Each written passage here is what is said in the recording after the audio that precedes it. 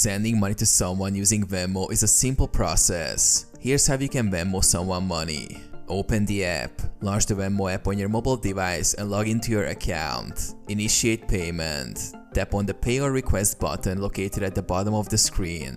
Select recipient. Type the username, phone number or email address of the person you want to send money to in the search bar. Select their name from the search results. Enter amount. Enter the amount you want to send to the recipient. You can also add a note to the transaction to provide context for the payment. Choose payment method. Select the payment method you want to use for the transaction. You can choose to pay using your Venmo balance, linked bank account or debit card. Review and confirm. Double-check the transaction details, including the recipient's name and the payment amount. Tap on the Pay button to confirm the transaction. Confirmation. Once the transaction is confirmed, the recipient will receive a notification informing them of the incoming payment.